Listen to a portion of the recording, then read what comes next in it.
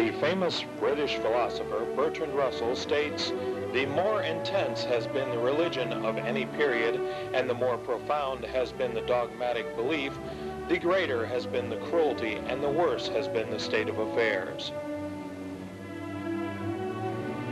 Albert Einstein, scientist, states, "I cannot imagine a God who rewards and punishes the objects of his creation, whose purposes are modeled after our own.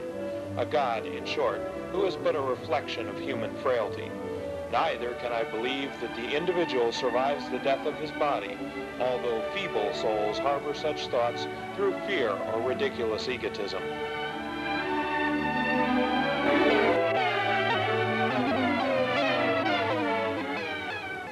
Hello, and welcome to the second annual season of Florida Atheists of Florida. And we're very pleased to bring you a second series of 12 shows. I'm Dr. Albert Lyngzeidelson, your host, moderator, and sometime devil's advocate of this show. I'm very pleased today to introduce three distinguished guests. And to begin on my right, we have attorney Santiago with us, who happens to be a board member of the American Civil Liberties Union.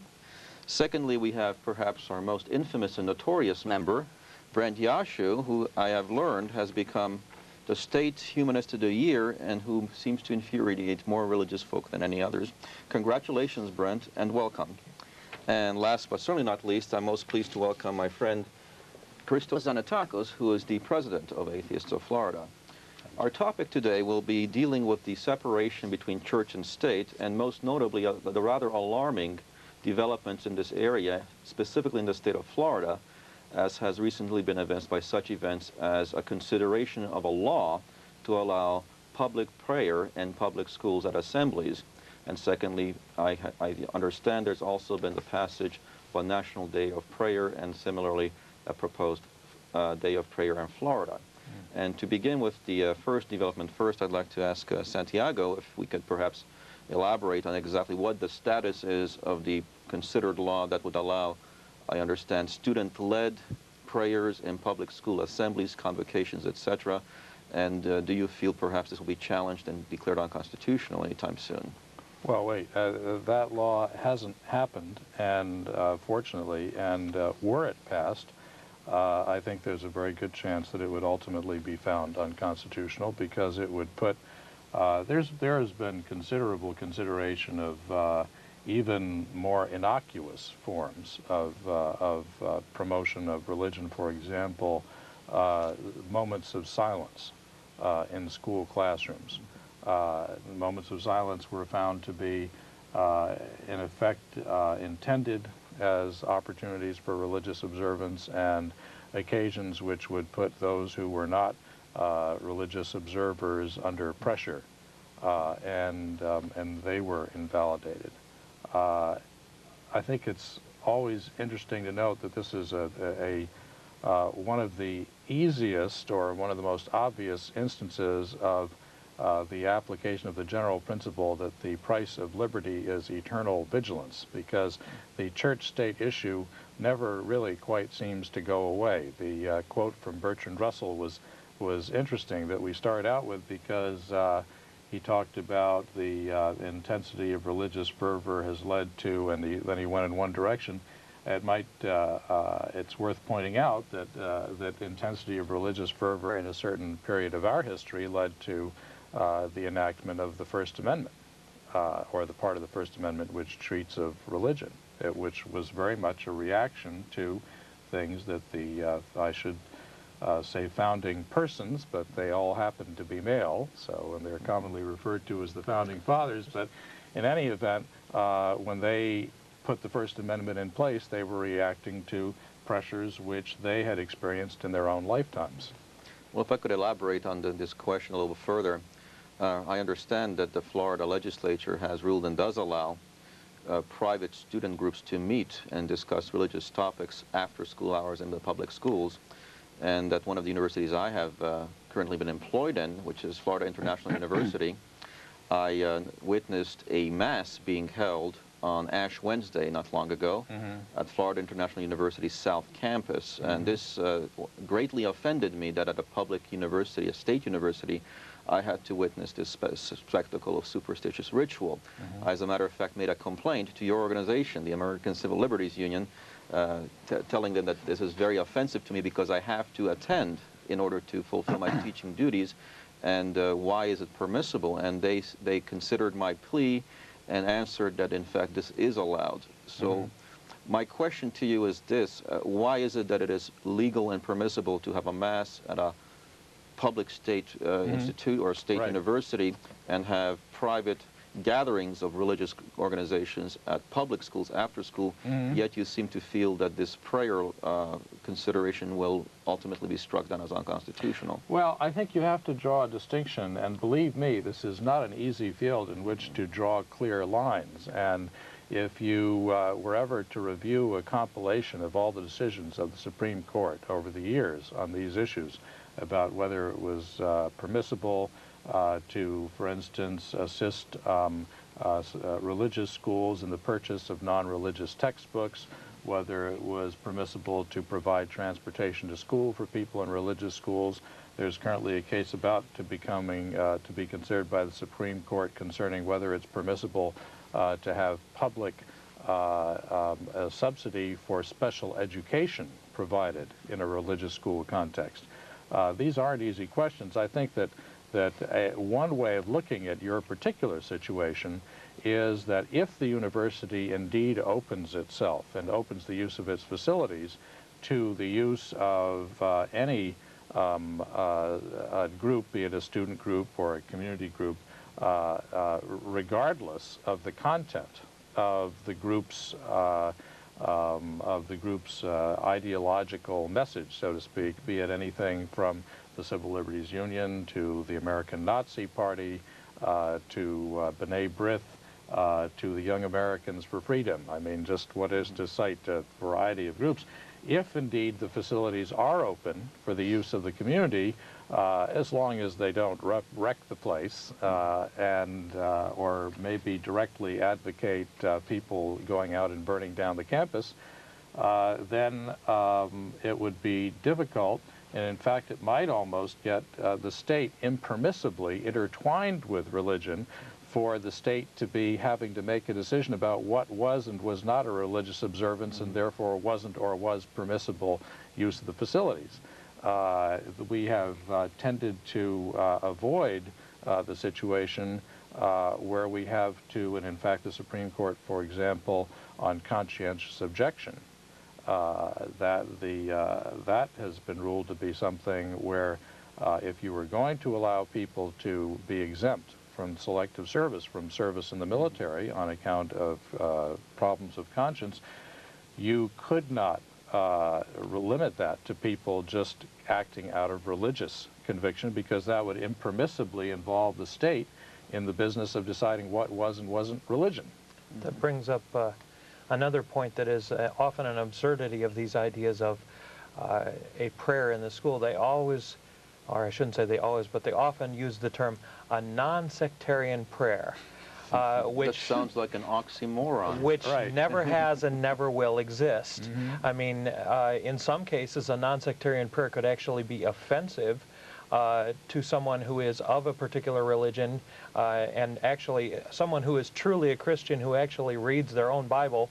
Prayer in public is what hypocrites do. So someone who is a fundamentalist should be embarrassed by someone praying in public using a Christian prayer. Yeah, I understand. It was in the paper this morning, and today is April 29th. Okay, well... Florida, there was a case in Melbourne where an abortion clinic is being picketed by protesters, and they're pressing their rights, and they've been praying outside the abortion clinic, and there's somebody with a sign in front of the protesters saying, a quote from Jesus, saying that only the hypocrites pray in public loudly, and that this is you should pray in private. It's an intimate and personal thing that you ought to do. Exactly. You cannot have a non-sectarian prayer. Just the idea that it's a prayer, if you are, the only way you could have a non-sectarian prayer, first off, calling it a prayer makes it sectarian, because you have to believe that there is a difference between prayer and just talking. If you just say, well, prayer is just talking, Well, if you're talking to somebody, it's sectarian. Otherwise, you could be talking to nothing, which is basically what we as atheists believe that prayer is anyway. But that would make a non-sectarian prayer would actually be an atheist prayer. Well, I don't think that most of the people who are pushing for prayer in schools have that in mind. Plus, I think it's rather interesting that the fundamentalists who claim we should go by strict biblical readings, it seems they're doing something very non-biblical if they're praying in public, whereas their hero, Jesus Christ, has seemed very clearly condemned such displays of public prayer and hypocrisy. Exactly. On that topic, Brent, I'd like to ask you about, perhaps you can elaborate on this. Is this a state day of prayer that has been approved? There advocated? is, What? well, to begin with, there was a national day of prayer, and this is not the first time. This is the, as they point out in their declaration, their resolution, this is the 43rd consecutive time that there has been a national day of prayer has been announced and declared, and the state government of Florida has done the same thing, said we think there should be a national day of prayer too. And it's humorous the way that they word it, because it's clearly a violation of church and state separation. They specifically mention something they call a U.S. prayer force, which they are inviting students to join, presumably because they don't want them doing something constructive with their time or actually learning something rash and reasonable thought. And one of the objections that I have, and many atheists have to the very idea of prayer, is what are the underlying messages to students especially of saying, well, we should have prayer? Well, I mean, besides the obvious message of the Constitution is really meaningless because we can interpret it however we want, the idea that they had here in Florida where the majority of the students could vote, so therefore the minority of the students, their rights were unimportant. Might makes right is one of the messages. Another message, and especially this concerns me as an educator, is if your prayer is supposed to have some effect on your schoolwork, what you're actually telling students is it doesn't matter if you study, it doesn't matter if you learn anything, because if you're going to pass that test, it's God's will. And if God wants you to pass it, He'll pass it. And even worse is the message He gives to students who fail the test, because if you fail a test and you're praying every day, that means that God hates you. Or you're not praying enough, perhaps. That's a pretty horrible message to give to the students. Christos? Well, speaking about the oxymorons, to me it is amazing that Atheists of Florida Inc. is a recognized organization by the state of Florida, and I receive their literature or our correspondence with the state of Florida, the seal of the state of Florida, in God we trust. And of course they are sending us these papers, and we are atheists. So knowing that there is a segment of our population that we don't believe in a God, they violate our rights to begin there. Plus, of course, what's happening in our schools and everywhere else. In addition to that, I was amazed with the In God We Trust sign that we have in our courts. And I was asking Santiago the other day if he knew how many cases of people that they were convicted, even executed, and later on they found to be completely innocent. How a judge can justify this In God We Trust behind his bench when there are cases of innocent people convicted? How can you trust in a God? Especially today when our streets, our cities, the whole country is under control of the, quote, evil. Maybe we can change that. Instead of saying in God we trust, I think that people that they are in California and they worship Satan, I think they have a very legitimate reason to say in Satan we trust. No, the evidence is more plausible for the existence of Satan. Well, you know, I would be curious to know, and I don't know, the origin of that In God We Trust seal. It seems unlikely that the Founding Fathers would have adopted something exactly like that. No, that was adopted. And I think what has often happened in our history is that at certain periods, religion and political conviction have gotten jumbled. For instance, you think of the Civil War, for instance, which was kind of cast in the terms of being a sort of a holy war. and both sides said that God was on their side. Absolutely, the battle hymn of the Republic and so forth. So you may know when that seal came into. Well, I'm not sure about the particular seal, but a lot of the "In God We Trust" and the religious involvement happened in the McCarthy era, when atheism and communism were equated, which is not true. I mean, anyone who has read Ayn Rand, for example, will know that you can be an atheist and certainly be a capitalist. She's probably one of the most strongest advocates of capitalism that has ever existed. But McCarthy equated atheism and communism, and a lot of people said, well, we need to put "In God We Trust" on the money, and we need to let people know that we are not a godless country. Well, that reminds me of a joke I just put on a test. I was giving a test to my logic class, and one of the fallacies I put on, which is called the fallacy of appeal to prejudice, is where you incite passions people have in order to have them endorse a position, and it said something like, if you vote for Bill Clinton, then you must be a homosexual, communist, atheist, which usually would be a very negative. And the student said, no, fallacy. And I said, what do you mean? He says, well, I am a homosexual, I am an atheist, and I'm a proud communist. So I see nothing wrong with this. He had me on that one. But as far as the motto is concerned, what my knowledge is that it was during the Eisenhower administration that was put on the money and court emblems and whatnot. It was replaced, "E pluribus unum," that was the motto. Previously, and was replaced with "In God We Trust." Yeah, "E pluribus" is much closer to the spirit of the founding fathers. I noticed that it was drawn to my attention by an article I read recently, that the 6th article of the Constitution specifies that members of Congress may be sworn into office with either a religious oath or a non-religious affirmation. I think that's pretty interesting.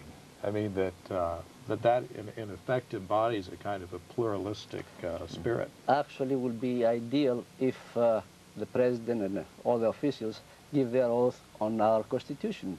And speaking about founding fathers, the reason that we don't have any founding mothers is that because women at that time have no rights because of the religious views prevailing at this time.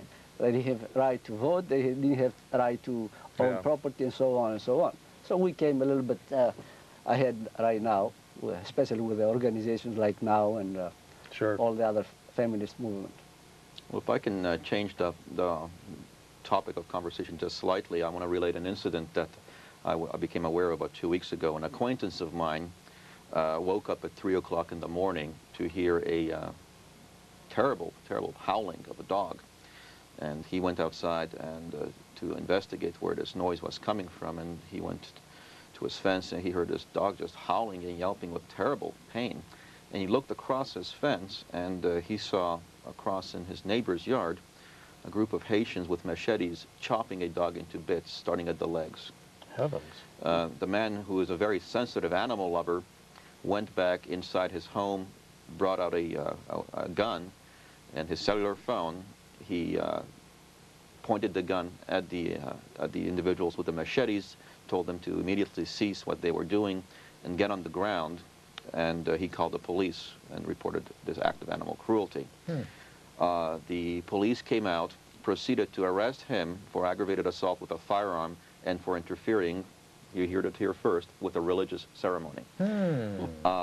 After he was in the jail, I believe at least 1 day, the state's attorney agreed to drop the felony charge of aggravated assault with a firearm because he was convinced that the man said he was so traumatized about this, he was so sensitive to the animal's suffering that he just had to do something. But the charge of interfering with a religious ceremony was upheld. And of course, what I'm broaching is a rather uncomfortable topic of Santeria. In this case, how far can a religion go? It seems to me if I want to torture an animal to death, ordinarily there are severe penalties for that, known as criminal,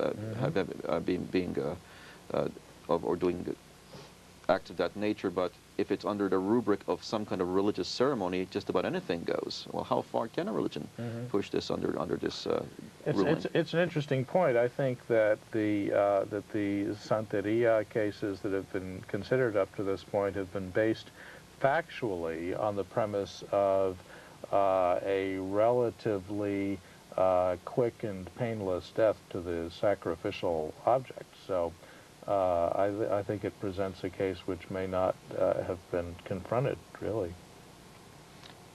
In this case, however, it seems that there was a clear-cut situation of cruelty to an animal. Oh, no, I hear you. No, exactly. Right. Yeah, and I have trouble believing that that would survive scrutiny as a kind of as an exempted, protected religious activity. Unfortunately, one of the tenets of American law seems to have been that the government has to demonstrate a compelling interest before it can interfere in something that is quote-unquote called a religious activity. And that is a special exemption, basically, that religion has often been given. Mm-hmm. And I think that it's unfortunate because religion is basically just a business. They are selling you something. Some of us call it afterlife insurance. Some of them call it comfort, but they are selling you on an idea. I don't see any reason why they shouldn't be treated like any other business and be subject to the laws of the land. Unfortunately, that's not been the case. But the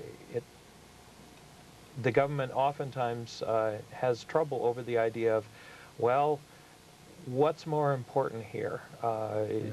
Letting someone celebrate their religious freedom or whatever, or protecting someone else that they are harming.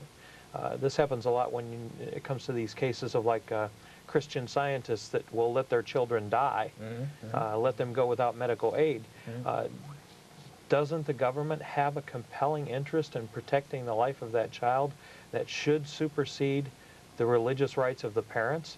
I mean, the parents aren't interested in protecting their child, they're interested in protecting their own religious beliefs. Well, one of the things that the religious right has repeatedly brought forth as a point of contention is that under a secular humanist, quote-unquote, political ideology, the rights of the parents to govern the lives of their children are being stripped away in the name of, quote-unquote, what's in the best interest of the child, and this is deemed to be extremely subversive. It is seldom pointed out that in many cases, indeed, this could cause a child to die when it need not die because of lack of medical attention. But also, I could like to juxtapose these two cases. If indeed the Florida state legislature, in its infinite wisdom, does pass a law to allow voluntary school prayer at public schools during assemblies and convocations, a law, by the way, that was only opposed, I understand, by an atheist and a Jewish individual whose name I forgot, but he is I believe, the president of the Jewish Congress on Miami Beach. If this law were to pass, what would happen if a group of atheists were to start heckling the students praying? Would they be then charged with interfering with the performance of a religious ceremony? Because you see, if they were, then that would be a tacit admission this is a religious ceremony, which in fact the state would have to say it wasn't because it's sectarian prayer. Yeah. So it would be a nice case of damned if you do, damned if you don't, that type of situation. Do you think, I mean, what would the options be in that kind of case? Yeah, interesting question. I think, in all likelihood, the rights of the hecklers, I think the hecklers probably would have a problem, not because of its being a religious ceremony, but because of its being some sort of a school activity within which they were supposed to, observe certain rules of order. This sort of gets into the political correctness question too, which is something that I've sadly seen seems to be a joining of the far right and the far left. Basically saying, well, it's okay to tell people that there are things that you should not be allowed to say. And the left and possibly even the right, granting them that their intentions may be good, at least as far as within their own minds. And of course, I think that the intentions in the left are usually good. I mean, they usually don't want things that said that will hurt somebody or that would, cause them to have bad feelings. The problem is with this that oftentimes there's a difference between what will hurt somebody's or what will not hurt somebody's feelings and the truth and reality. I mean, take the concept of death. A lot of people say, well, it's comforting to people to hear that you're going on to a better place, or you're passing through to another world, or you're heading to heaven. The truth is, as far as we know it, when you die, you die. It's not comforting. It's not nice. It upsets a lot of people to hear that. But as far as we know, that's what happened. Francis Crick, the person who discovered the DNA chain, has done a lot of research, and over the years has never once come up with enough evidence, or with any evidence, that there is any such thing as a soul. As a matter of fact, this goes back to what Einstein said in the quote at the beginning, that he cannot imagine that the person survives their body. And there's no evidence that when we die, anything happens except our body decomposes. It's an ugly truth, but it's reality as we know it, and sometimes that's just not politically correct. I think that's a good question that might be asked is, what is the distinguishing factor between the psychology of the individual, which is most people, that needs or thinks they need to believe that there is an afterlife, as opposed to the question of, well, what is it about the psychology of those persons who don't feel they need it, namely the atheists, that they can live a comfortable life without this fanciful, wishful thinking that there is some kind of heaven or afterlife to them? I think a lot of it is training. It could be partly training, but then there's also many atheists have been brought up in, most atheists, I would argue, have been not brought up in religious households, and yet they somehow manage to abandon and discard these superstitions. Well, Russell Baker wrote a column recently about the things that kids are expected to believe, and he talked about the Easter Bunny, and he said he couldn't remember a time when he ever believed in the Easter Bunny. But look at what a child is faced with. If you say you don't believe in the Easter Bunny, you don't get candy, you don't get gifts. Well, there's Same thing for Santa Claus. some kind of reward or punishment. Yes. Well, on that note, I'm sad to say we must die at this time and bring the show to a close.